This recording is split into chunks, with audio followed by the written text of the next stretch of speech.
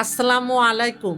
আজকে হোটেল বা রেস্টুরেন্ট স্টাইলে খুবই মজার লাচ্ছা পরোটার একটি সহজ রেসিপি শেয়ার করব।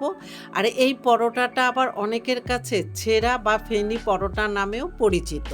অনেকেরই অভিযোগ লাচ্ছা পরোটা তৈরি করি কিন্তু কোনো লেয়ার বিশিষ্ট হয় না বা এই রকম সুন্দরভাবে লেয়ারও হয় না। তাই যদি কিছু টিপস ফলো করেন তাহলে আপনাদের লাচ্ছা পরোটাগুলিও আমার মতো এই রকম অসংখ্য লেয়ার বিশিষ্ট হবে এবং খেতেও ভীষণ মজার হবে। প্রথমে একটি পাত্রের মধ্যে আমি ১.৫ কাপ ময়দা নিয়ে নিচ্ছি। আপনারা চাইলে এখানে আটাও ব্যবহার করতে পারেন। দিয়ে দিচ্ছি চিনি ৩ চা চামচ, লবণ স্বাদ মতো, তেল বা ঘি ১ টেবিল চামচ, টক দই ২ টেবিল চামচ দিয়ে খুব হালকা হাতে ময়দার সাথে সব কিছু একটু ঘষে ঘষে মেখে নিতে হবে। কিছুক্ষণ মেখে নেওয়ার পরে দেখেন ময়দাগুলি এরকম একটু ঝুরঝুরে হবে। এই পর্যায়ে কুসুম গরম দুধ অথবা পানি আপনাদের হাতের কাছে যেটা থাকবে সেটা দিয়েই এমন একটা ডো তৈরি করে নিতে হবে, খুব শক্তও না আবার খুব বেশি নরমও না। তবে একবারে আমি দুধটা দিচ্ছি না, অল্প অল্প করে দিব আর মেখে নেব। এখানে এই ডোটা তৈরি করতে আমার 1/2 কাপ কুসুম গরম দুধ লেগেছে। এবার হাতে কিছুটা তেল নিয়ে ডোর উপরে ভালো মতো মেখে দিয়ে ডোর উপরে একটা ভেজা কাপড় দিয়ে ঢেকে ৩০ মিনিটের মতো রেখে দিয়ে আমি একটি মিশ্রণ তৈরি করে নেব। এই জন্য একটি বাটিতে আমি ৩ টেবিল চামচ রান্নার তেল, ২ টেবিল চামচ কর্নফ্লাওয়ার, ময়দা অথবা আটা হাতের কাছে যেটা থাকবে সেটা দিয়েই এই মিশ্রণটা তৈরি করে নিতে পারেন। এখন সব কিছু ভালো মতো মিশিয়ে মিশ্রণটাকে সাইডে রেখে ৩০ মিনিট পরে ভেজা কাপড়টা সরিয়ে ডোটাকে আরও ২ থেকে ৩ মিনিটের মতো খুব ভালো মতো মথে নেব। ভালো মতো মথা হয়ে গেলে এখন এই ডোটাকে আমি ৪ ভাগ করে নিব। আপনারা চাইলে ৩ ভাগও করে নিতে পারেন। ১ ভাগ রেখে বাকি ৩ ভাগ আমি ভেজা কাপড় দিয়ে ঢেকে রাখবো, তা না হলে উপরটা ড্রাই হয়ে যাবে।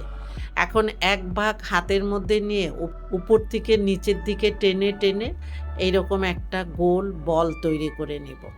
এইভাবে কিন্তু আমি সবগুলি তৈরি করে নেব। সবগুলি লেচি তৈরি করা হয়ে গেলে একটি লেচি নিয়ে শুকনা ময়দা দিয়ে বড় একটি রুটি বানিয়ে নিতে হবে। আর বাকি লেচিগুলি আমি একটি ভেজা কাপড় দিয়ে ঢেকে রেখেছি, তা না হলে উপরটা ড্রাই হয়ে যাবে। আর এই রুটিটা দেখেন আমি বেশ পাতলা করে বেলে নিয়েছি। রুটিটা পাতলা করে বেলে নেওয়ার পরে কর্নফ্লাওয়ারের মিশ্রণ অনেক আগের থেকে রেডি করে রাখার ফলে কর্নফ্লাওয়ার নিচে জমে আছে। তাই ভালো মতো আবারও তেলের সাথে মিশিয়ে নিয়ে কর্নফ্লাওয়ারের মিশ্রণটা ব্রাশের সাহায্যে রুটির উপরে খুব ভালো মতো দিয়ে নিতে হবে। ভালো মতো দেওয়া হয়ে গেলে পিৎজা কাটার, কুকি কাটার অথবা ছুরি আপনার সুবিধা মতো যে কোনো কিছু দিয়ে খুবই চিকুন চিকুন করে কেটে নিতে হবে। এটাও কিন্তু একটা টিপস।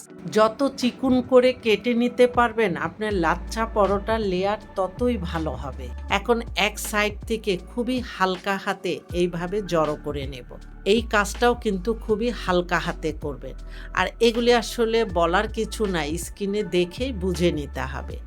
এখন জড়ো করে হাতের মধ্যে নিয়ে খুব হালকাভাবে পেঁচিয়ে হালকাভাবে টেনে টেনে একটু বড় করে নিতে হবে।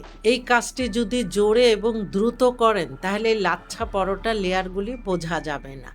এখন এই লেচিটাকে বড় করে নিয়ে তারপরে হাতের মধ্যে এইভাবে পেঁচিয়ে নিয়ে পেঁচানো হয়ে গেলে তারপরে এই মাথাটাকে মাঝখানে দিয়ে হালকাভাবে চাপ দিলেই এই লাচ্ছা পরোটার জন্য লেচিটা একদম রেডি। এইভাবে আমি একে একে করে সবগুলি বানিয়ে নিয়ে এই ভেজা কাপড়টা দিয়ে ঢেকে ১০ মিনিটের জন্য রেখে দিয়েছিলাম। এতে লাচ্ছা পরোটাগুলি অনেক সফট হয়। এখন একটি লেচি নিয়ে বাকিগুলি ভেজা কাপড় দিয়ে ঢেকে রেখে এখন হাত দিয়ে প্রেস করে এই লাচ্ছা পরোটাটা তৈরি করে নেব। হোটেল বা রেস্টুরেন্টগুলিতে এইভাবে লাচ্ছা পরোটা তৈরি করে, তাহলে লেয়ার অনেক ভালো বোঝা যায়। আপনি যদি বেলুনি দিয়ে তৈরি করেন সেক্ষেত্রে লাচ্ছা পরোটার লেয়ারগুলি বোঝা যাবে না। আমার একটা লাচ্ছা পরোটা তৈরি করা হয়ে গিয়েছে। এখন গরম তাওয়ার মধ্যে পরোটাটা দিয়ে ২ সাইডে হালকা করে প্রথমে ভেজে নেব। ২ সাইড হালকা করে ভাজা হয়ে গেলে ঘি অথবা তেল দিয়ে ২ সাইডে কয়েকবার উল্টিয়ে পাল্টিয়ে গোল্ডেন কালার করে অথবা আপনার পছন্দ মতো কালার করে ভেজে নিতে পারেন। আর আমার প্রথম একটা লাচ্ছা পরোটা ভাজা হয়ে গিয়েছে। আর দেখেন লাচ্ছা পরোটাটা ভাজতে ভাজতে কত সুন্দরভাবে লেয়ার বোঝা যাচ্ছে। এখন আমি এই লাচ্ছা পরোটাটা তুলে নিব। এইভাবে আমি একে একে করে সবগুলি লাচ্ছা পরোটা ভেজে নেব। সবগুলি আমার লাচ্ছা পরোটা ভাজা হয়ে গিয়েছে। এখন আমি আপনাদেরকে একটু দেখিয়ে দিচ্ছি প্রতিটা পরোটা খুবই লেয়ার বিশিষ্ট হয়েছে। আর এই পরোটাগুলি খেতেও বেশ মজার হয়। আর এই পরোটা আপনার পছন্দ মতো ডাল, সবজি, মাংস বা গরম গরম চায়ের সাথেও পরিবেশন করতে পারেন। আশা করি ভিডিওটি আপনাদের কাছে ভালো লেগেছে। এতক্ষণ আমার সাথে থাকার জন্য আপনাদের অনেক অনেক ধন্যবাদ। আর এই ভিডিওটি ভালো লাগলে ফ্রেন্ডস অ্যান্ড ফ্যামিলিদের সাথে বেশি বেশি করে শেয়ার করে দিবেন। আপনারা ভালো থাকবেন, আমাদের জন্য দোয়া করবেন। আল্লাহ হাফেজ।